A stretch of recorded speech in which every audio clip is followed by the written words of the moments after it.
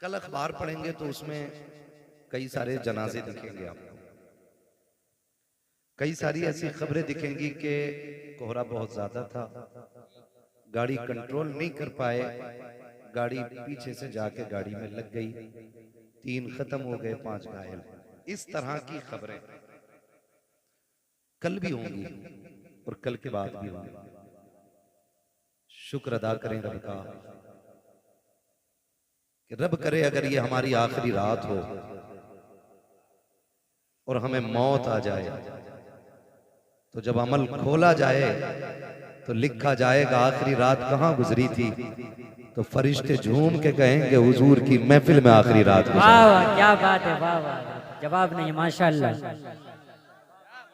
क्या बात है, महफिल में आखिरी रात गुजरी। वाह वाह, क्या बात है, क्या बात है हजरत, माशाल्लाह, अभी मैं 92 साल का थोड़ी, क्या बात है। अल्लाह सलामत रखे। तो रब का शुक्र है उसने ये रात अता की। कई सारे भाइयों के ये सवालात रहते हैं और आज तो कसम खुदा की सोशल मीडिया ने इतनी नाजायज औलाद पैदा कर दी है अपनी कि जो कीड़े मकोड़ों की तरफ फसाद फैला रहे हैं। क्योंकि जो करामात, रिवायात और जो बुजुर्गों के हवालों से अजमतों की तहरीरें पढ़ते और सुनते हम बचपन से चले आ रहे हैं ना, आज कुछ कीड़े मकोड़े उन्हीं का इनकार करने पे लगे। तो ये भी एक फितना फसाद का बाजार बड़ा गर्म है। मुझे उस तरफ जाके बात नहीं करनी है, बस मैं इतना कहूंगा, आप सीधे और सादे लोग हो, इन फितना फसादों से निकल के इतना याद रखना, महफिल मुस्तफ़ा कल भी अजमतों वाली थी, आज भी अजमतों वाली है और सुबह क़यामत तक मुस्तफ़ा की महफिल की कोई मिसाल नहीं बन सकती। सुभान अल्लाह, वाह वाह, क्या बात है, बेशक। कई बार ये लोग कह देते हैं बीच में आकर के, भाई ये जलसा क्यों कर रहे हो, क्यों, क्या जरूरत है इस जलसे की। तो हम पहले एक जवाब दे दें, हम ये जलसे क्यों करते हैं। जो जिसका होता है उसी की बातें करता है, ये कसूर, जो जिसका होता है उसी की बात करता है। हम आला हजरत वाले हैं ना, तो मौजू कोई भी हो तकरीर का बात आला हजरत की आई जाती। इश्क मोहब्बत, इश्क मोहब्बत, इश्क मोहब्बत, इश्क मोहब्बत, नारे तकबीर, नारे रिसालत, जो जिसका आशिक होता है बात उसी की करता है। वाह वाह, क्या बात है। हम जानते हैं हम गुनाहगार हैं, खतावार हैं, हम जानते हैं ये सूरत हुजूर को दिखाने के लायक नहीं, लेकिन इतना हक तो हम भी रखते हैं ना, जब याद हुजूर की आती है उनके नाम की महफिल सजा लिया करते हैं। क्या बात है, माशाल्लाह, ये हक तो हमारा भी है ना। जी जी हजरत भाई ये हक तो हमारा भी है ना, हम गुनाहगार सही, मुजरिम बदकार सही, चाहे कैसे भी सही हैं तो करीमा तेरे। क्या बात है भाई आला हज़रत ने शेर कहा था, मैं गुनाहगार सही, मुजरिम बदकार सही, चाहे कैसा भी सही हूं तो करीमा तेरा। ठीक है ना, तो हैं तो हम उन्हीं के मुजरिम बदकार गुनाहगार, हम ये महफिल सजाते हैं ताकि हमारे दिलों को ठंडक मिल जाए। एक फायदा, दूसरा मकसद इसका क्या होता है, तो मैं आपसे बात अर्ज करूं, दूसरा फायदा, सारे लोग ना तो मदरसा जा पाते हैं और ना ही उम्रें रह गई हैं, किसी को जरूरतों ने रोक दिया, किसी को हालात ने रोक दिया। तो कम से कम ऐसा होता है कि जब ये महफिलें सजती हैं ना, तो जो साल भर की कमियां होती हैं इन महफिलों में बैठ करके उन्हें दूर कर लिया जाता है और अमल के मैदान की तैयारी हो जाया करती है। जी, वाह क्या बात है, माशाल्लाह। तीसरा फायदा इस महफिल का ये होता है कि हम दुनिया में आए क्यों हैं, रब ने हमें भेजा क्यों है, हमें ये मकसद फिर से याद आ जाए।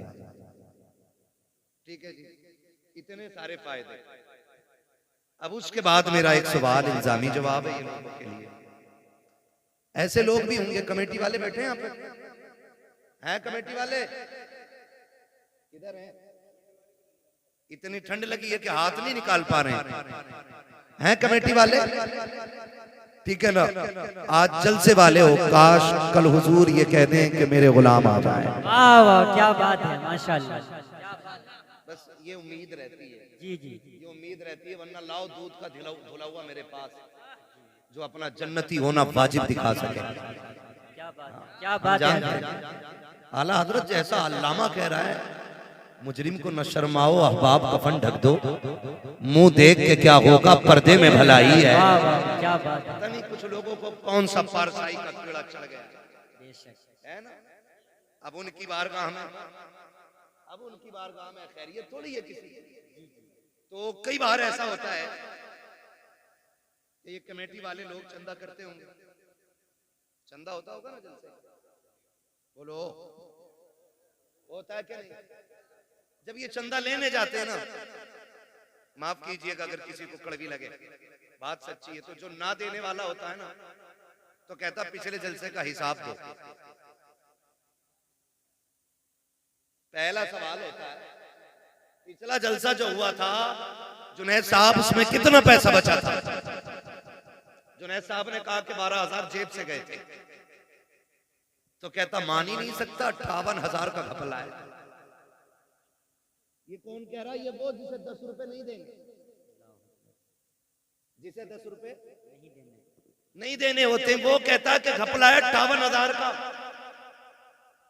खुद तो देता ही नहीं, दूसरों से भी कहता अरे सुनो ये तमाशे हैं इनके खाने पे, ढकोसले बना रखे। जब पैसा खत्म तब जलसा, जब पैसा खत्म तब चंदा, जब पैसा खत्म तब जलसे के नाम पे भीख मांगने निकल जाते हैं। मेरा चैलेंज है, जितने जलसा करा रहे हैं इनमें से एक भी खाना खराब नहीं होगा, सारे खाते पीते लोग होंगे। है कोई ऐसा जो पेशे से भिखारी हो? बोले है कोई ऐसा जो पेशे से भिखारी हो तुम में? नहीं ना। चलो ये तो अपने मुंह से मना कर रहे हैं, मैं चैलेंज करता हूं, ये जितने जलसा कराने वाले हैं इन्हें सबको खड़ा करो और सब इनके चेहरे की तरफ देखो, फिर पता लगाओ, जाओ जाके बस्ती में पता करो इनमें से कोई ऐसा है। मौलाना जुनैद साहब कभी बीवी की दवा के लिए किसी के दरवाजे पे 10 रुपए लेने गए हो?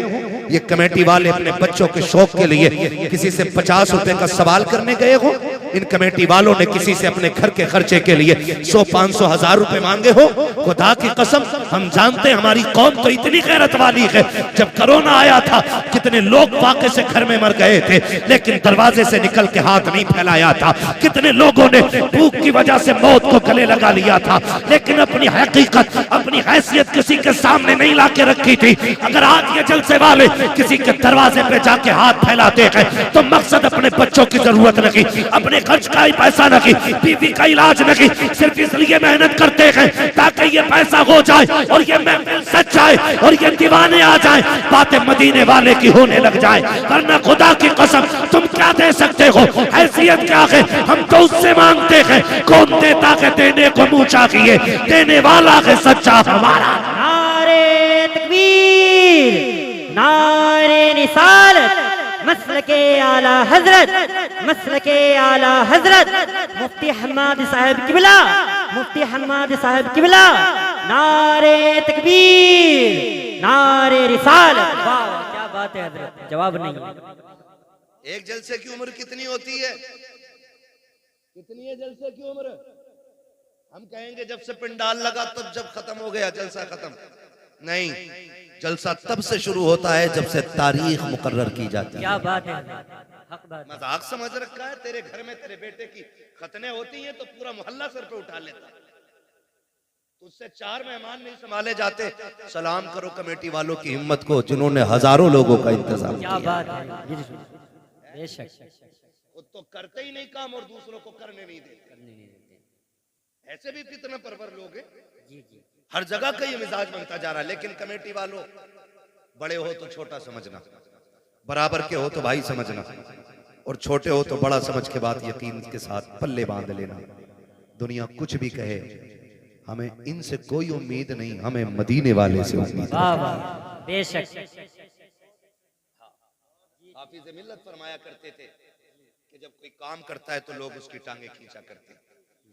हाँ, और हयातुल हैवान के अंदर मुल्ला अली कारी ने लिखा है कि हिरन कभी शेर के हाथ ना आए, सिर्फ एक गलती करता है जो वो पकड़ा जाता है। मुल्ला अली कारी हयातुल हैवान के अंदर लिखते हैं कि हयातुल हैवान के अंदर लिखा हुआ है कि हिरन जो है ना कभी शेर के हाथ ना आए जो उसकी रफ्तार है, पकड़ा सिर्फ इसलिए जाता है वो क्योंकि वो मुड़ के पीछे देख लेता है। अगर वो पीछे मुड़ के न देखे तो कभी शेर के हाथ नहीं आएगा। इसलिए काम करने वालों, कुत्ते भौंकते रहते हैं, हमें अपना काम करते रहना चाहिए। जी जी जी बेशक। मुड़ के पीछे, मुड़ के पीछे, मुड़ के पीछे, मुड़ के देखोगे रफ्तार धीमी हो जाएगी, और कुत्तों के डंडे मारोगे तो काम बंद हो जाएगा, क्योंकि फिर कुत्तों से लड़ते रह जाओगे। बड़े बूढ़े कहते हैं कुत्ते भौंकते रहते हैं, मस्त हाथी, कहावत याद है ना ये? जी जी मस्त हाथी चलता रहता है। अपने हिस्से का काम करो, कोई कुछ भी कहे फिक्र नहीं, हमें अपना इनाम अपने नबी से लेना है। बेशक। ये महफिल अज़मत वालिदैन के हवाले से सजी, जिन्होंने सजाई अल्लाह उनके वालिदैन अगर जिंदा हैं तो लंबी उम्र अता कर, अगर चले गए हैं तो उनको जन्नतुल फिरदौस अता कर। नौजवानों, माँ बाप रब की बड़ी नेमत है। लफ्ज माँ इतना मीठा है कि ये जबान पे आता है और मिठास कलेजे पे महसूस होती है। वाह। और बाप, बाप का तो तसव्वुर आते ही ऐसा लगता है जैसे आसमान सर पे आ गया हो। अक्सर गाड़ियों पे लिखा होगा, आपने देखा होगा, माँ की दुआ ठंडी हवा। ये ट्रक के पीछे, गाड़ियों के पीछे अक्सर लोग लिखते हैं। हमें इसलिए याद है, हम लोग रोड पे चलते हैं और देखते हैं, माँ की दुआ, माँ की दुआ इतने ठंडे ना पड़ो कि बोल ना पाओ। मुझे मालूम है मेरे हिस्से में 3 के बाद का वक्त आया है, लेकिन मैं खुश हूं इस बात के कि मेरे हिस्से में क्रीम क्रीम आई है, जितना मट्ठा है वो सारा जा चुका है। वाह वाह, क्या बात है। अच्छे ही लोग रह गए, अच्छे ही लोग रह गए। मैं आपको मजबूर नहीं करूंगा कि आप उठ के नारा लगाएंगे या कैसे, बस मेरी बात सुने, यहां के जरिए यहां तक आ जानी चाहिए। माँ की दुआ ठंडी हवा, जोर से माँ की दुआ, माँ की दुआ ठंडी हवा। और बाप, आज तक किसी ने इसके लिए कोई जुमला बनाया? ये तो हुजूर का फरमान है, मैं अपनी बात कर रहा हूं। आपको अल्लाह सलामत रखे, कम से कम इतना याद तो है।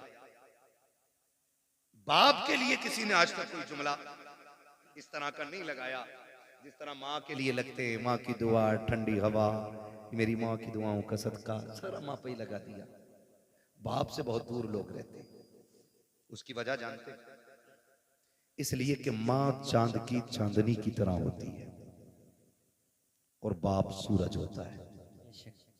चांदनी ठंडी होती है, धूप, धूप जोर से धूप गर्म होती है। चांदनी, धूप गर्म होती है, लेकिन याद रखिएगा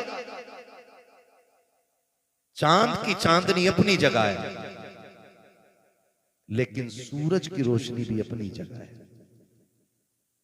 अगर सूरज ना निकले तो दुनिया में अंधेरा हो जाए। मेरे अजीज, मां का मकाम अपनी जगह, रुतबा बाप का भी कोई कम नहीं है। फरमाया गया मां के कदमों के नीचे जन्नत है, मां के कदमों के नीचे जन्नत है, जन्नत है। और जब बाप की बारी आई, फरमाया गया बाप जन्नत का दरवाजा है। दरवाजा है। लेकिन जब अजमत बतानी हुई तो फरमाया गया कि अगर तुम्हें यह देखना है तुम्हारा रब तुमसे राजी है या नाराज, फरमाया सुबह उठ के बाप का चेहरा देख लो, अगर बाप तुमसे राजी है तो तुम्हारा खुदा भी तुमसे राजी है। वाह, क्या बात है हजरत, जवाब नहीं, माशाअल्लाह। हक तेरा बात खुदा है। भी तुझसे राजी है अगर तेरा बाप तुझसे राजी है। माफ कीजिएगा, आप भी किसी ना किसी के मुरीद होंगे, मैंने भी वक्त के कुतुबुल इरशाद हुजूर अख्तर रजा खान अजहरी मियां का दामन थामा। वाह वाह, क्या बात है हजरत। मैंने उनका दामन थामा, आपने भी किसी न किसी का दामन थामा होगा। कई बार ऐसा होता है माशाअल्लाह, कई बार ऐसा होता है ना, लोग खड़े होकर बात करते हैं, हजरत जी मैं मुसाफा करके आया, हाथ गुलाब जैसे थे, हाथ गुलाब जैसे थे, हाथ गुलाब जैसे थे। मैंने कहा बेशक बेशक गुलाबों के हाथ गुलाब जैसे ही होते हैं, जी जी जी। लेकिन कभी पैर, बाप के पैर के तलवे भी चेक कर, इसके तलवे भी तो देख, इसमें जो गांठें बनी है ना, ये अपने लिए नहीं, ये तेरे लिए बनी है। जिन बाप के हाथों में हमें मिट्टी नजर आती है ना, वो भी गुलाब जैसे होते, मगर तेरे मेरे ख्वाब पूरे करते करते इनके हाथों की लकीरें खिस गई ताकि बेटे के ख्वाब पूरे कर सके। हम हकीकत से बहुत दूर जा रहे हैं, बहुत दूर। हम उधर जाते ही नहीं जिधर मिलता है, और जिसके बगैर कहीं नहीं मिलता हम उसे छोड़ के निकल जाते हैं। ये बात मेरी जहन में रखिए। आज मिजाज बन गया है, लोग मिलते हैं 500 रुपए सरकाते हैं मुसाफे में, मुफ्ती साहब दुआ कर लेना, इमाम साहब दुआ कर देना, जुनैद साहब दुआ कर देना, फलां साहब दुआ कर देना। मैं कसम खा के कहता हूं, मैं 500 रुपए नहीं 5 लाख लेके भी वैसी दुआ नहीं कर सकता जैसी फ्री में दुआ हमारे लिए हमारे माँ बाप कर सकते हैं। क्या बात है। ये अल्लाह की बहुत बड़ी नेमत है, इनकी कदर करें, इन्हें पहचानें, इन्हें समझने की कोशिश करें। अब बाप बूढ़ा हो गया है ना, हम जवान हो गए, तो जाहिर है बेटे पे जवानी तब आती है जब बाप बूढ़ा हो जाता है।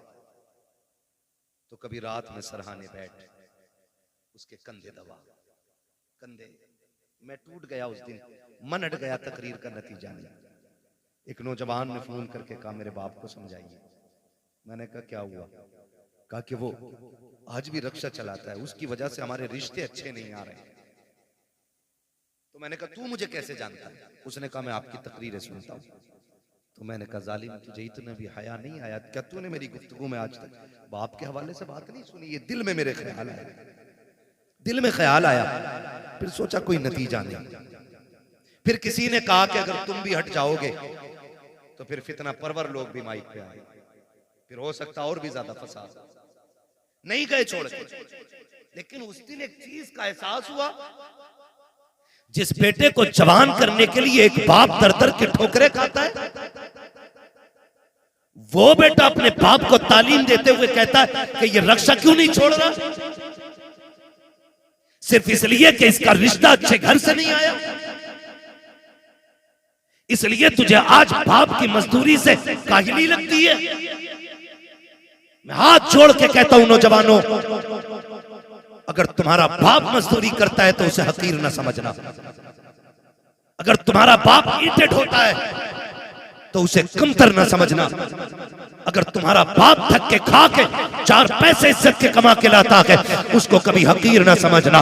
वो रक्षा चलाने वाला, वो ठोकरे खा के तुम्हें 4 पैसे ला के देने वाला, वो मजदूरी करके पसीना बहा के तुझे इज्जत की रोटी खिलाने वाला, जब शाम को लेटा करे कभी उसके कंधे दबाया कर, कभी उसके तलवे दबाया कर। अगर वो तुझसे कहे बेटे क्या बात है, तो उसके कदमों को चूम के कहा कर अब्बा तेरा एहसान है, तू इतना अच्छा बाप है, तूने बाप होने का हक अदा कर दिया है, तूने किरदार निभा के दिखाया है। अब्बा तेरी मजदूरी पे सदके जाए, तेरी मेहनत पे कुर्बान जाए। हमें शुक्र रब का, रब ने हमें दलाली वाला बाप नहीं दिया है, मेहनत वाला बाप दिया है कि तूने किसी के आंसुओं में डूबे हुए लुकमे नहीं खिलाए, अपने पसीने में डूबे हुए हलाल के लुकमे ला के। नारे तकबीर, नारे रिसालत, मसलके आला हजरत, मसलके आला हजरत, मकामे वालिदैन, मकामे वालिदैन, नारे तकबीर, नारे रिसालत।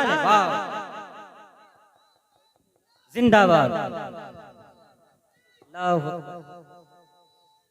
या रसूल अल्लाह। ओ भाई, इसका ई को थोड़ा कम करें भाई, तवज्जो है सारे लोगों की। जी जी। बाप बाप होता है। बाप कौन होता है?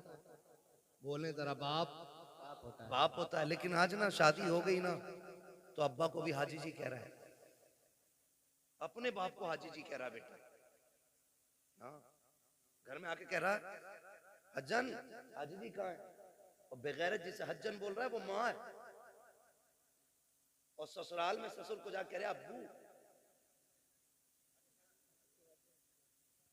सास को अम्मी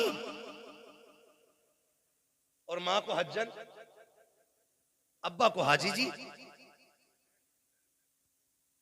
मैं ये नहीं कहता आप ससुर को अब्बा ना कहो, सास को माँ ना कहो, लेकिन तुझे पता है माँ की जिंदगी में सबसे खूबसूरत लफ्ज माँ होता है। वाह वाह। बेशक। अगर किसी माँ के पास औलाद ना हो ना, सुने बहुत गौर से, औलाद ना हो ना, तो उसे गोद के खाली होने का एहसास नहीं होता।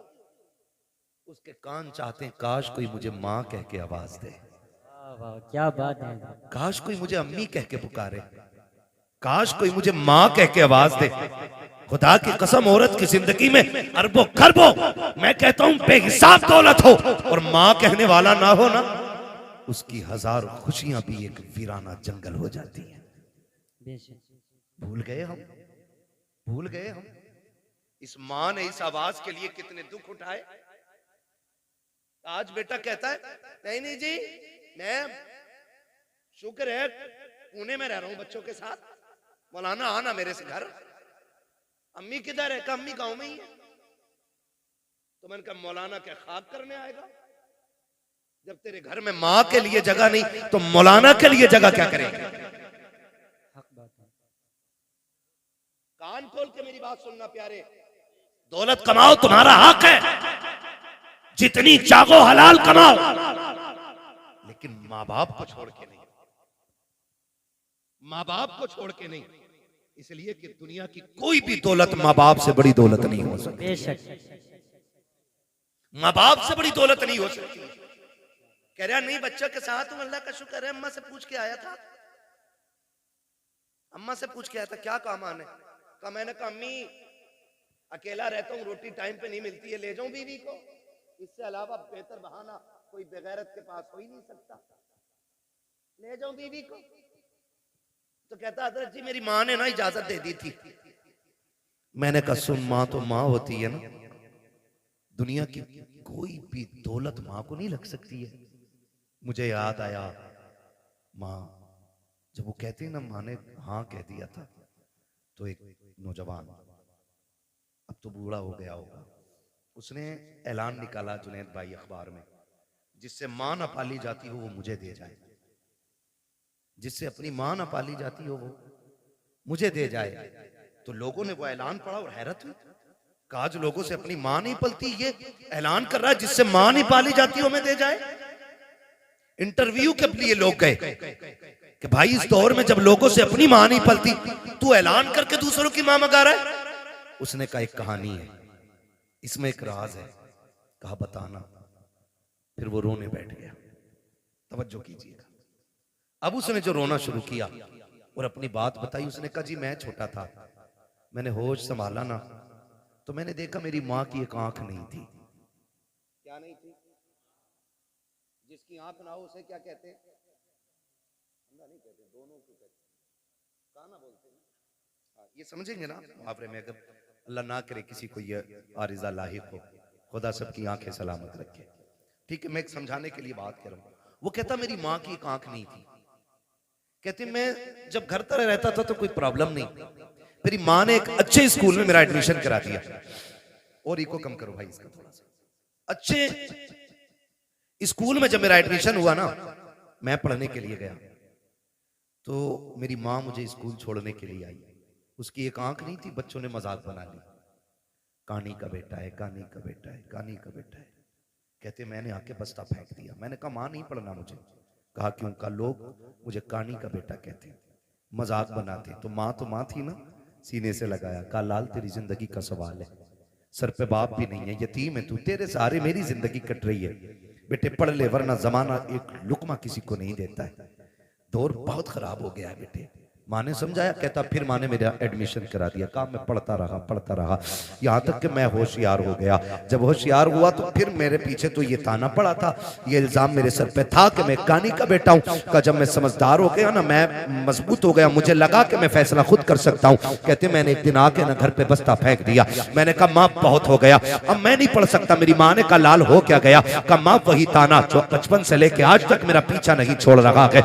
ए माँ आज भी स्कूल जाता हूँ ना, लोग कानी का बेटा कह के आवाज देते, माँ बता मैं तेरे नहीं पढ़ना चाहता। माँ ने कहा बेटे कोई तो सूरत होगी जो तू पढ़ ले, बेटे पढ़ाई आधी से ज्यादा हो गई है, जिंदगी तबाह बर्बाद न कर। बच्चे ने कहा एक शर्त है। कहा क्या? कहा तू मुझे छोड़ के चली जा या मैं तुझे छोड़ के चला जाता हूँ, तुझसे आज के बाद मेरा कोई रिश्ता नहीं रहेगा। अगर यह शर्त मंजूर है तब मैं पढ़ने के लिए जाऊंगा। जब इतनी बात बेटे ने कही है, खुदा की कसम हजारों बिजलियां माँ के कलेजे पे गिर गई थी। कौन सा दर्द था जो आज माँ को याद नहीं आ रहा था? कौन सा एहसास था जिसने आज माँ को रुलाया नहीं था? जब बेटे ने इतना कहा कि इस शर्त पे पढ़ाई होगी कि तुझसे मेरा कोई रिश्ता नहीं, माँ तो माँ होती है, तू बीवी को लेके उड़ के जाके कहता है मेरी माँ ने इजाजत दी है, तूने तो कुछ भी नहीं मांगा, जो इसने मांग लिया था। इसने कहा आज के बाद तेरा मेरा कोई रिश्ता नहीं है। नौजवान कहता मेरी माँ ने कहा ठीक है शहजादे, आज के बाद तेरा मेरा कोई रिश्ता नहीं। उसने कहा माँ कोई पूछे भी तो बताना मत मैं तेरा बेटा हूँ, और ना मैं कहूंगा तू मेरी माँ है। माँ ने अपनी आंखों में आंसू लिए, बेटे से जुदाई बर्दाश्त कर ली। वक्त बदलता गया, बेटा पढ़ता चला गया, फिर अल्लाह ने अच्छी नौकरी दी, शादी भी हो गई, अच्छी दुल्हन मिल जाती है। अल्लाह ने इसको एक बेटा अता किया। जब बेटे की खबर माँ को पहुंची है, कई बार इस बेटे को देखने के लिए माँ बेटे के दरवाजे तक आई है, लेकिन गैरत ने कदम रोक दिए थे। हिम्मत जवाब दे गई, अपने बेटे को माँ बेटा ना कह सकी, पलट के वापस आ गई। चंद साल फिर बीत गए, फिर एक दिन माँ ने सोचा अब दुनिया से जाने वाली हो, क्यों ना अपने बेटे का चेहरा देख के आ जाऊं। माँ ने कदम उठाए गए, कलेजे पे बर्दाश्त का पत्थर रखा,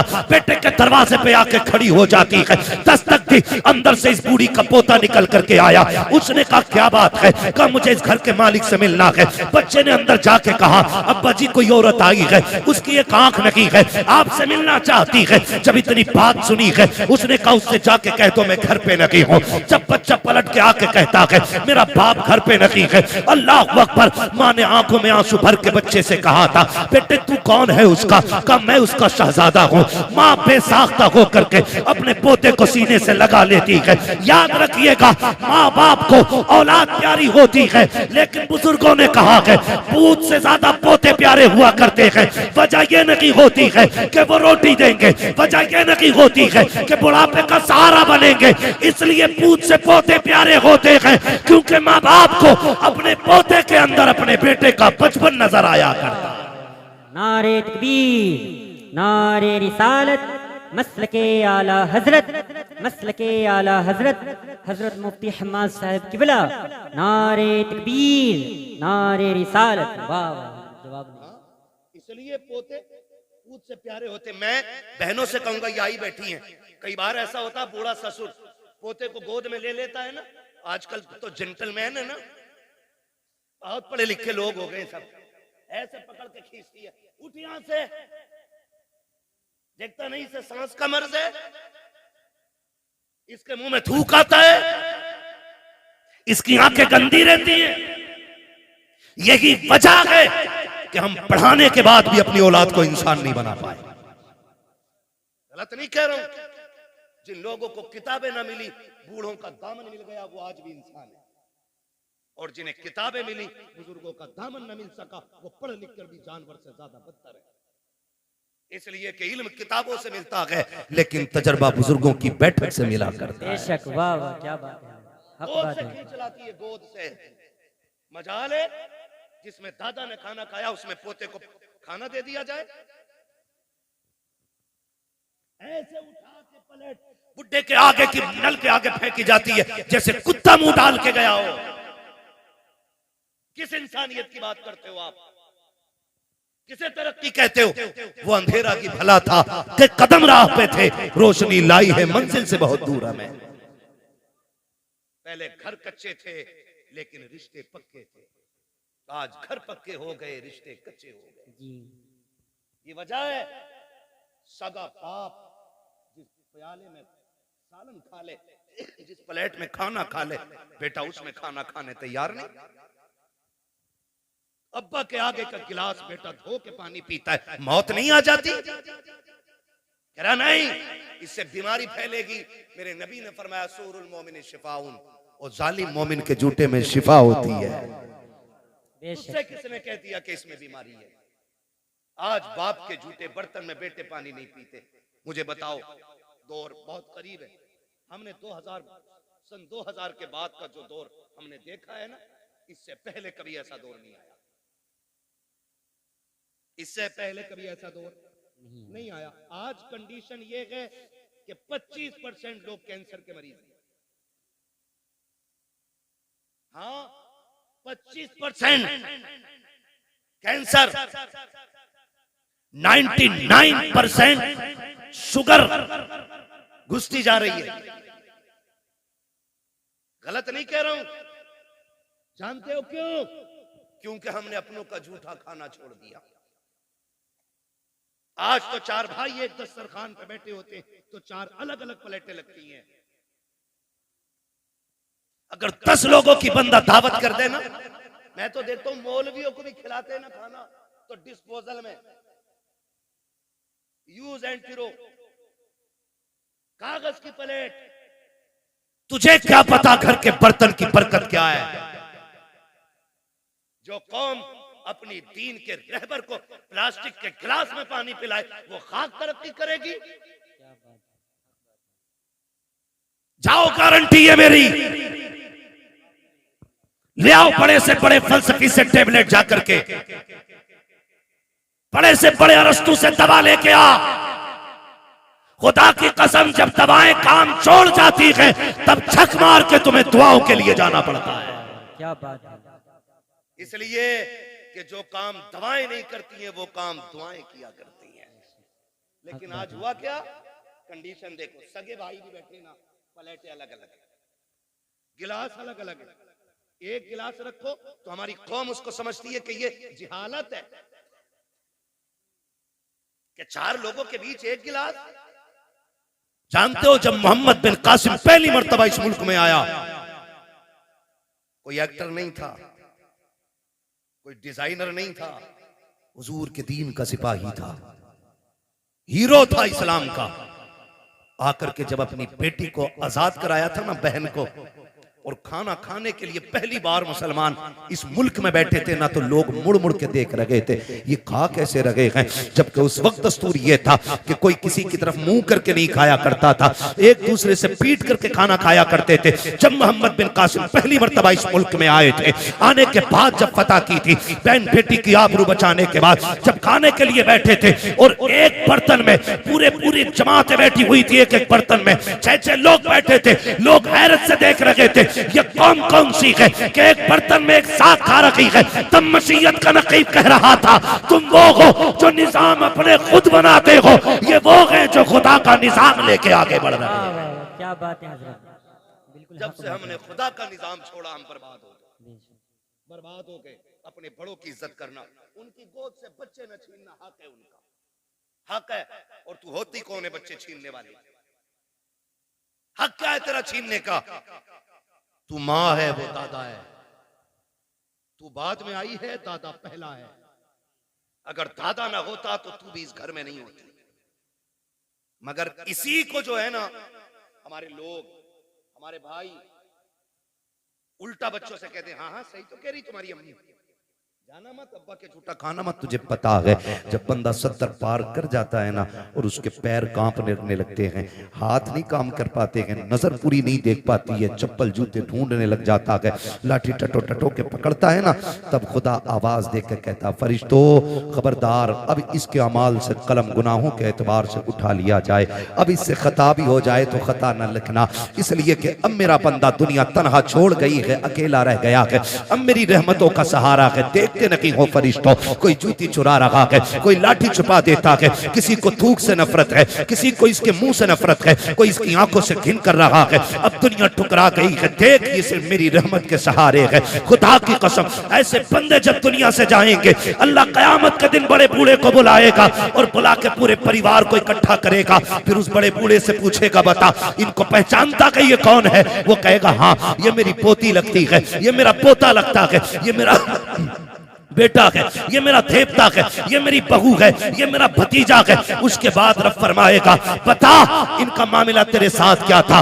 वो ये कहेगा, मालिक इसको मेरे जूते से नफरत थी, ये मेरे बिस्तर से घिन करता था, इसको मेरे कपड़े से नफरत आती थी, ये मेरे छोड़े हुए खाने को हाथ नहीं लगाता था। रब फरमाएगा, सुन आज जिनमें से जिसको तू कह देगा मैं उसे जन्नत दूंगा। वो बूढ़ा कहेगा, क्यों? कहेगा, मैं जमाने को बताना चाहता हूँ जिससे तुम कुछ नहीं समझते हो। रब ने आज महशर में उसे शफाअत का इख्तियार अता कर डाला है। क्या बात है हजरत, जवाब नहीं है। माशाअल्लाह।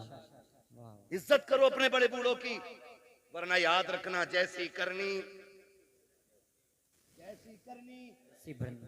जोर से, जैसी करनी वैसी करे। छोड़ो बुड्ढों को यार, बड़ा रहने दो, इन्हें क्या पता। अब 5G का दौर है, बुढ़े के दौर में कोई भी जी नहीं था। खुदा की कसम कोई जी था या ना था, लेकिन इस बुड्ढे के दौर में अदब जरूर था। अदब जरूर था। मेरी जेब पे अगर कलम लग गया ना तो सफेद बालों वाला भी आ जाए तो मैं क्यों उठूं? मैं तो कलम लगा के बैठूं भाई, मैं तो हजरत हूं, मुझे तो लोग हुजूर भी कहते हैं, तो मैं ये लेके बैठ जाऊं? ये हुजूर का दीन नहीं। ये हुजूर का दीन मिटा दे अपनी हस्ती को अगर कुछ मर्तबा चाहे, कि दाना खाक में मिलकर गुले गुलजार बनता है। जिन्हें झुकना नहीं आता उन्हें उठना, उन्हें उठना उठना वही जानते हैं जो झुकना जानते हैं। मौलाए कायनात शेर खुदा फरमाते हैं, अगर तवाज़ु और इंकिसारी की वजह से किसी की इज्जत कम हो जाए तो कयामत में मेरा गिरबान पकड़ लेना। झुकने वाले लोग कभी छोटे नहीं होते। तूफान आता है, हवा तेज चलती है, तो जो हवा के साथ कभी कभी झुक जाते हैं वो कभी उखड़ते हैं। जो अकड़े रहते हैं वो, जो अकड़ जाते हैं वो जोर से वो उखड़ जाते हैं। हमारे हिस्से की क्रीम इतनी मद्दी तो नहीं हो सकती ना कि बोल ना पाए। मुझे उम्मीद है वही बैठा होगा जिसमें दम होगा। जो अकड़ जाते हैं वो उकड़ जाते हैं। तो मैं क्या बात अर्ज कर रहा था आपसे, उसने भाई ये टंटना मंटना ना करो यार, बोलने दो थोड़ी सी तवज्जो है ना सारे लोगों। बच्चे ने क्या कहा कि अब्बा घर पे नहीं है, उसने लिपटा लिया सीने से, बच्चा छुटा के भागा, मां चली गई। मां कुछ दिन की मेहमान थी, जब बीमार हुई तबीयत खराब होने लगी ना, उसने कलम लिया, एक तहरीर लिखी, तय की, पड़ोसन को बुलाया, कहा मेरा इंतकाल हो जाए ना, वो जो सेठ साहब रहते हैं ना फलां गली में, उनका मकान है, मेरे इंतकाल के बाद ये मेरा कागज उन तक पहुंचा देना, लेकिन याद रखना इसे खोल के ना देखना, ये मेरी अमानत है, इसे खोल के ना देखना, ये मेरी अमानत है। इतना कह के उसने दिया। कुछ दिन गुजरे कि उसका इंतकाल हो गया, मां मर गई। कुछ दिन के बाद उस औरत को ख्याल आया, ये जो बूढ़ी गई है ना, इसने कागज भी तो दिया था जो फला अमीर के घर जाके देना था। उसने वो कागज लिया, लेकर के दरवाजे पे गई, अल्लाह अकबर, दस्तक दी, आवाज आई, बच्चा निकल के आया। फिर वही बच्चा कौन है, कहा कि जाओ तुम्हारे बाप से मिलना है, उनको भेजो। कहा, उसने पूछा कौन है, कहा औरत है। कहा आंखें कैसी, कहा आंखें तो सलामत है। उसने कहा फिर मेरी माँ तो नहीं होगी। ये सोच के दरवाजे पे आया, देखा एक अजनबी औरत को खड़े देखा। खातून कैसे आना हुआ, कोई जरूरत कुछ लेने आई हो? कहा नहीं। कहा फिर, कहा ये मेरे पास तेरी अमानत रखी हुई है। कहा मेरी अमानत? कहा हाँ। उसने जैसी वो कागज लिया और उसके लिफाफे को देखा ना उसने, उसमें माँ का नाम पढ़ा हुआ था। बस लेके अंदर आया, उसको लेके खोल के बैठ गया। जब उसने खत खोल करके पढ़ना शुरू किया ना, अजीब कहानी थी, चीखें निकल जाती। उसने लिखा जो पढ़ा है, माँ ने लिखा था, मेरे शहजादे मैं तुझसे कई बार मिलने की कोशिश की लेकिन तूने मिलना नहीं चाहा। मेरे बेटे मैं तेरी बुलंदी और तेरी तरक्की के लिए तुझसे दूरी बर्दाश्त करके वक्त गुजारती रही। बेटे मैं शिकवा कोई नहीं कर रही हूँ, शिकायत कोई नहीं, मेरी तो कट गई जैसी भी कटनी थी, लेकिन बेटे एक दर्द मेरे सीने में था, एक एहसास था बेटे जब तेरे बाप का इंतकाल हुआ तू मेरी गोद में था। दुनिया ने मुझसे कहा था निकाह कर ले, जवान है, मगर मैं तेरी जिंदगी के लिए मैंने अपनी हसरतों को कुर्बान कर दिया, अपनी जवानी मैंने तेरे लिए लुटा दी। मैंने तेरे होते हुए किसी से निकाह को गवारा नहीं किया। मैं ये सोचती रही शायद कोई और आएगा मेरे बेटे को इज्जत नहीं दे पाएगा। मैं तेरी इज्जत की खातिर बेटे जवानी कुर्बान कर चुकी, मेरी जिंदगी लग गई तेरे नाम। लेकिन बेटे दर्द उस दिन हुआ था जिस दिन तूने मुझसे ये कहा था अम्मा मैं तुझे छोड़ के जाना चाहता हूँ। उसमें लिखा था मेरे बेटे उतना दर्द तो तेरे बाप के इंतकाल पे भी नहीं हुआ था जितना दर्द तेरी जुदाई से मुझको हुआ था। ए मेरे बेटे बड़ी हसरतें मैंने तेरे साथ पाली थी, लेकिन तूने सारी हसरतों को 2 मिनटों में खाक में मिला के रख दिया था। मेरे बेटे तू मुझे छोड़ के चला गया, तेरी नाराजगी की वजह सिर्फ इतनी थी कि मेरी एक आंख नहीं थी और लोग तुझे कानी का बेटा कहते थे। कहा बेटे आज इस रात से पर्दा हटा रखी हूं, जिस आंख की वजह से तू मुझे छोड़ के गया है आज इस आंख की कहानी भी सुन ले। उसमें लिखा था मेरे बेटे मेरे शहजादे कान खोल के सुन, तेरे बाप का इंतकाल हो चुका था, तू मेरी गोद में आ गया था, मुझे घर के काम भी करने थे, तुझको भी संभालना रहता था। एक दिन मुझे पानी लाना था या कोई काम था, मैं तुझे पालने में बैठा के चली गई। मैं काम से गई लेकिन इत्तेफाक ये कि तू जिस पालने में लेटा हुआ था उस पालने के नीचे कील पड़ी हुई थी। अचानक तूने उछाल मारी और पालने से नीचे आ गया। बेटे मैं तो काम में थी, न जाने वो कौन सी मनहूस घड़ी थी जो तेरी आंख में कील लगी। मैंने तेरी चीख सुनी, दौड़ के आ गई। बेटे मैंने तेरी आंख में कील देखी, मैं बेकरार होकर डॉक्टर के पास लेकर के गई। मैंने डॉक्टर से जाके कहा था डॉक्टर मेरे बेटे की आंख में चोट लग गई है। उसने जब कील देखी मुझसे कहा अफसोस तेरा बेटा जिंदगी में कभी देख नहीं पाएगा। उसने कहा बेटे मैं तेरी माँ थी, कैसे गवारा कर पाती, कैसे बर्दाश्त कर पाती। मैंने कहा डॉक्टर जो भी कीमत लगे दी जाएगी, जो भी कहोगे दिया जाएगा, मेरे बेटे की आंख ठीक कर दी जाए। इसलिए कि भी बचपना के इसने देखा कि क्या है। डॉक्टर ने कहा था आंख तो हम दे देंगे लेकिन उस आंख के बदले में आंख देनी पड़ेगी। जैसी इतनी बात सुनी है उसने कहा बेवा हूं बेसहारा हूं, कौन है जो आंख देगा। उसने खुद फैसला किया, आके कहने लगी डॉक्टर जल्दी कीजिए मेरी आंख निकाल लीजिए। उसने कहा जवानी है, पूरी जिंदगी को क्यों बर्बाद करना चाहती है, तेरी जिंदगी में अभी भाग बनाना बाकी है, खुशियों की बहारें हैं, अभी जाके की निकाह करेगी, तू आंख क्यों दे रखी है। उसने कहा मेरा तो जो होना था हो चुका, मैं जिसके लिए सजती सवरती थी वो सजन तो कब्रिस्तान जा चुका है, अब किसी के लिए सजना सवरना नहीं है। मेरी खुशियां मेरे बेटे में है, मेरे अरमान मेरे बेटे के साथ हैं। उसने कहा जल्दी कर मेरी आंख निकाल ले, मेरी आंख मैंने बदले में दी है बेटे, तब जाके तुझे उसके बदले में डॉक्टर ने आंख दी थी। उसने कहा बेटे तू ये पूछता रहा कि मेरी आंख कैसे गई है, सुन ये मैंने आंख लुटाई है तब जाके तूने इसके बदले में रोशनी पाई है। इस आंख की वजह से तू मुझे छोड़ के जा चुका है। बेटे मैं शिकवा नहीं करती, शिकायत नहीं करती, जब कभी याद आ जाए तो हाथ उठा लिया करना, तेरे मुंह से दुआएं निकलेंगी, कब्र में तेरी माँ को ठंडक और सुकून महसूस हो जाया करेगा। नारे तकबीर, नारे रिसालत, मकामे वालिदैन, मकामे वालिदैन, मुफ्ती हम्माद साहिब किबला, नारे तकबीर, नारे रिसालत। जवाब नहीं है। अल्लाह अकबर। उसने कहा मैंने तेरे लिए आंख दे दी। तो मैं ये कहता हूँ खुदा अगर तुम दुबई मुंबई जा रहे हो बीवी लेके, तुम कैसे कह देते हो कि माँ ने हाँ कह दी थी ना, वो तो कह ही देगी, इसलिए कि उसके नजदीक बेटे से ज्यादा कुछ भी प्यारा नहीं है। माँ को बेटे से ज्यादा कुछ भी प्यारा नहीं है।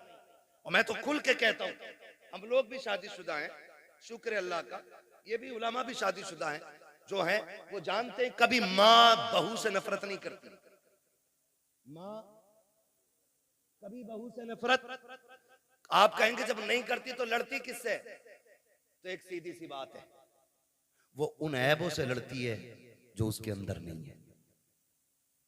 आप कहेंगे वो कौन से ऐब है। मैंने कहा सुन बेटा, जब भी आया लड़के आया या थक के आया, माँ ने भूखा नहीं सोने दिया। और जब ये मजदूरी करके आता है और अपनी औरत गाली दे के उसको भूखा सुला देती है ना, तो फिर माँ गवारा नहीं करती। जब बेटा थक के आता और औरत मुंह बिगाड़ के देख के कहती है आ गई ये तुनार लेके, मेरा शादी का सूट किधर है? फिर वो जो थक के लोगों की गालियां खा के आया है टूट जाता है। शोहर तब बूढ़ा नहीं होता जब 60 ईंटें कमर पे रख के ऊपर चढ़ता है, वो तब बूढ़ा हो जाता जब 400 रुपए लेके घर में जाता है और अपनी बीवी चेहरा बिगाड़ के बात करती है, वो तब बूढ़ा हो जाता। मैं बहनों से गुजारिश करूंगा, तुम्हें खुदा का वास्ता, तुम्हारा शोहर तुम्हारी दुनिया भी है और तुम्हारी आखिरत भी है। कभी अपने शोहर के साथ सख्त लहजे में बात न करना। जाओ बरेली शरीफ दारुल इफ्ता चला जाओ, चले जाओ, पूरी दुनिया का मरकजी दारुल इफ्ता हमारा बरेली शरीफ। जाके देखो, सबसे ज्यादा सवालात आज तलाक के मसले पर होते हैं।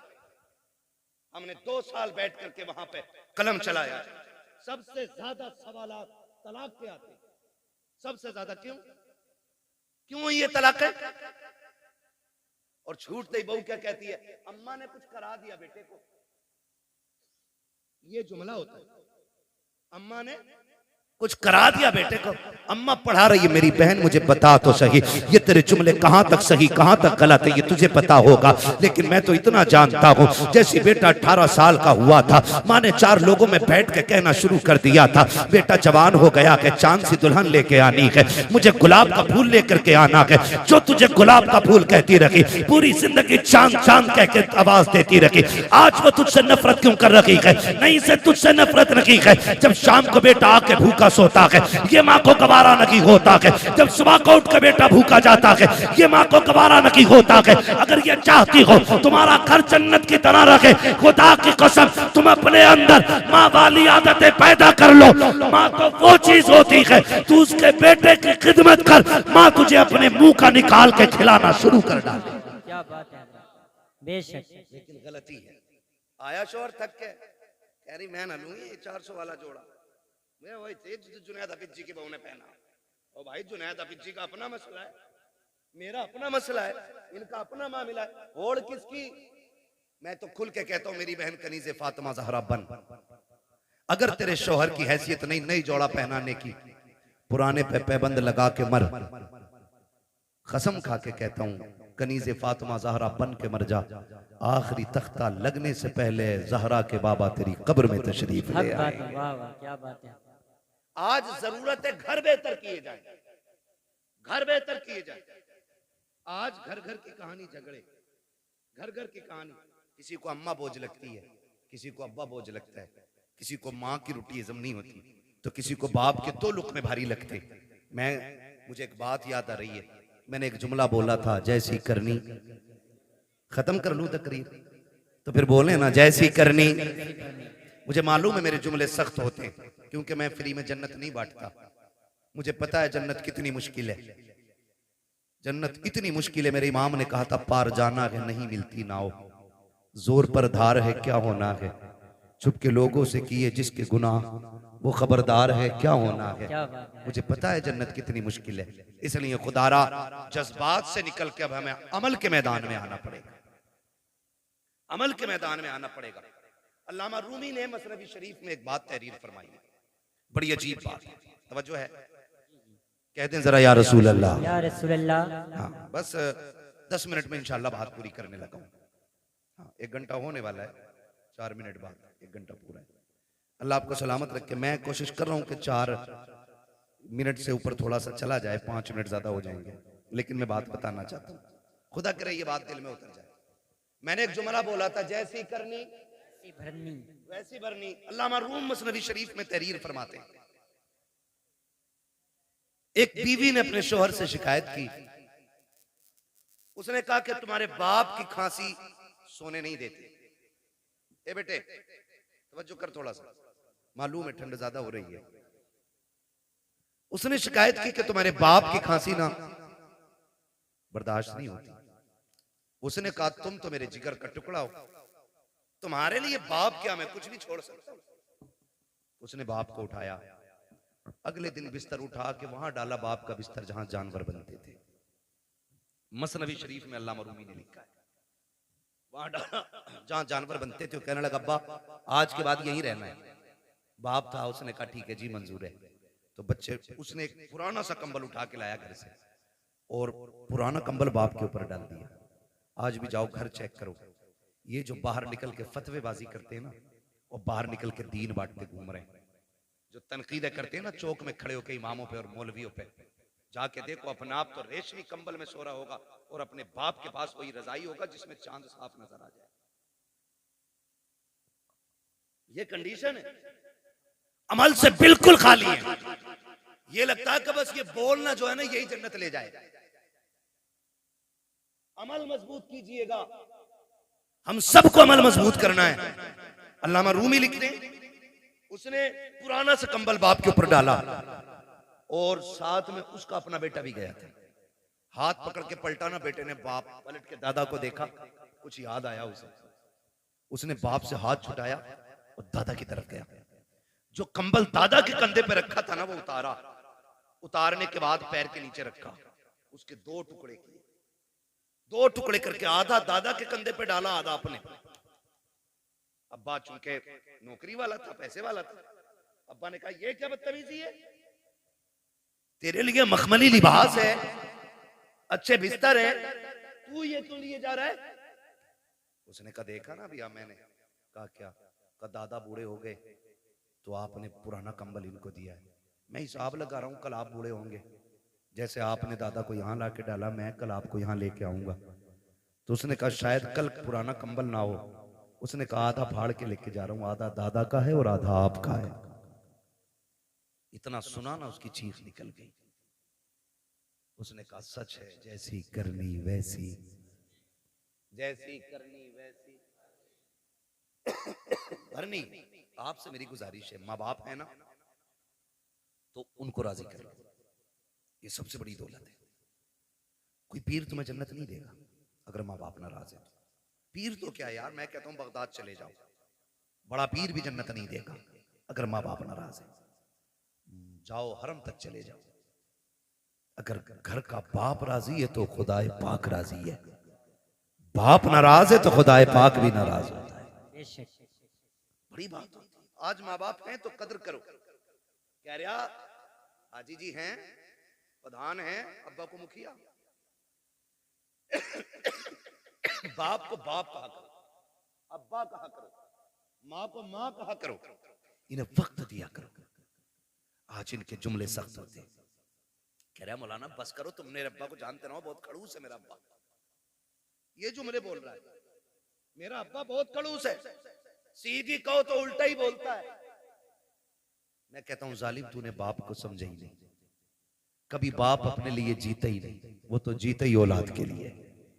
ये उस दिन समझोगे जिस दिन तुम्हारे पास बैठे होंगे और तुम्हारा बेटा उंगली पकड़ के कहेगा ना अब्बा मुझे ऐसे जूते चाहिए जैसे फलां ने पहने, और तुम्हारी जेब में कौड़ी नहीं होगी ना, तब तुम्हें अपने बाप की परवरिश का जो दौर है ना वो याद आएगा। आज हमारे पास बाइक है, 4 व्हीलर है, लेकिन बाप को बैठाने के लिए वक्त नहीं है, बाप को बैठाने के लिए वक्त नहीं है। और वो तो तब लेके हमें चला जब लोग उस दौर में साइकिल का तसव्वुर भी नहीं करते थे, जब गाड़ियां नहीं थी। 4 किलो मेले की जिद कर दी हमने, जाने 4 किलोमीटर तक बाप कंधे पे लेके जाता था। एक बार रास्ते में उसने नहीं कहा बेटे मैं थक गया हूं थोड़ी देर चल ले, उसने कंधे तो बदले गए लेकिन पैर नहीं बदले थे, उसने कंधा बदला गए लेकिन हक नहीं बदला था। वो तुझे लेके चलता रहा, जितने कांटे लगे अपने लिए उसने, जितनी मुसीबतें आई खुद संभाली उसने। आज उस बाप को 10 रुपए की दवा की जरूरत होती है, बेटा पर्चा पकड़ के कहता है किस डॉक्टर ने लिखी है दवा, इतनी महंगी दवा कौन देता है? खुदा की कसम खा के कहता हूँ लोग बातें करते हैं, अब खून जाम हो जाता है, बूढ़ा हो गया है बाप, हार्ट अटैक से मर गया। और मैं तो खुल के कहता हूँ बाप का खून कल भी गर्म था, आज भी गर्म है, आखिरी सांस तक गर्म रहता है। इसको ठंडे ने नहीं मारा है, इसको खून के जमने ने, ब्लड प्रेशर ने नहीं मारा, इसको औलाद की तानों ने मार दिया है। आप कहेंगे कैसे?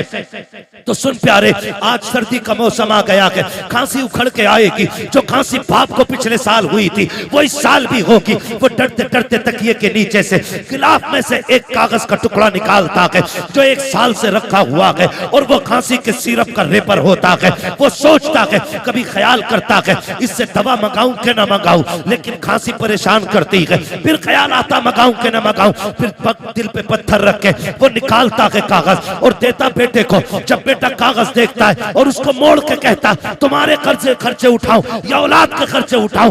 जब इतना सुनता है तब बाप को अपनी परवरिश पे एहसास होता है। वो फिर कहता मालिक ये बेटा ना होता तो क्या हो जाता, ये मर क्यों नहीं गया था, क्या इस दिन के लिए जवान किया था मैंने, इसके लिए एक एक पल मर के गुजारा है। एक दिन डॉक्टर ने कह दिया था इसके दिल में सुराख है, बच नहीं पाएगा। मैंने दुनिया का एक एक हॉस्पिटल चेक कर लिया, जगह जगह पे लोगों से दवाइयों की भीख मांगी, संपत्ति में आग लगा दी, जायदाद जला डाली ताकि बेटे को जिंदगी मिल सके। आखिर में जब डॉक्टरों ने ना कह दिया तो इसी बाप ने अपने दिल का नजराना दिया और कहा था डॉक्टर हो सके मेरा दिल ले ले लेकिन मेरे बेटे की जिंदगी बचा ले। खुदा का करना ऐसा हुआ, बाप का ये दो जुमले बेटे की जिंदगी के काम आ गए, बेटा बच गया। आज जब बाप दवा की बात करता है बेटे उल्टी जेब करके दिखा देते हैं। खुदा के वास्ते तुम्हें समझाया क्यों नहीं पीर ने, तुम्हें बताया क्यों नहीं तुम्हारे खानदान वालों ने कि जन्नत पीर के कदमों में नहीं, जन्नत माँ के कदमों में है। तुम्हें बताया क्यों नहीं गया है कि अगरबत्ती मज़ारों पे लगाने से अल्लाह उतना राजी नहीं होता है जितना बाप के पैर दबाने से राजी होता है। जाओ आज भी गारंटी है, बरकत ना हो अपनी दौलत का हिस्सा बाप पे लुटाया करो, खुदा उसके सदके में तेरी साथ पुश्तों के रिस्क का इंतजाम फरमा दे। क्या बात है, वाह वाह, जवाब नहीं। हाँ मौज आ रही है मौज। पीर साहब आ गया, मुरीद नशेड़ी था, जुआरी था, 500 दे दिए, उन्हें सर्टिफिकेट दे दिया ये जन्नती है। हाँ जब उनने कही जन्नती है तो सुबह को मुरीद उठ के कह रहा हजूर रात मैंने ना आपको जन्नत में देखा था। तो वो फूल के कह रहे हैं अच्छा अल्लाह का करम है, लगे तो मुझे भी ऐसे ही। मर के देख बेटे वो लठिया चलेगी कि सारा लगना बंद हो जाएगा। एक पीर साहब मर गए तो मुरीदों ने सुराख खोल दिया, कब्र में सुराख। क्यों खोला भाई? कहते इससे हजूर की कब्र से बरकतें निकलेंगी। हजूर ही कहते इसे। 3 दिन बाद इतनी बदबू फैली कि मोहल्ला पूरा खाली। अल्लाह के राज अल्लाह ही जानता है। जब उसने कह दिया बंद करो तो बंद करो, उसके राज वही जानता है। इसलिए मेरे भाई माँ बाप औलाद के लिए दुआओं का सबसे बड़ा किबला होते हैं। जब दुआएं कबूल ना होती हो कभी आंचल में बैठ, कभी जूतियों में बैठ। मैं कसम खा के कहता हूँ ये जानते ही, उलमा जानते ही, सफर करने वाली कौम जानती है। वो अलग बात है कि मैं वो मजलूम आदमी हूँ कि मेरा नंबर ही ना लोग लास्ट में देते हैं। कभी 3 बजे तक ताजिया बना दिया जाता है मेरा, कभी 4 बजे तक बना दिया जाता है ना। फिर शुक्र अल्लाह का, फिर लोग भी सामने वाले अच्छे मिलते हैं। वो मेरा मिजाज ये है कि 10,000 का मजमा ना हो, 4 हो मगर मुस्तफ़ा के वफादार होने चाहिए। बेशक बेशक। मैं जानता हूँ इतनी रात तक कोई लंगर के लिए तो नहीं बैठा।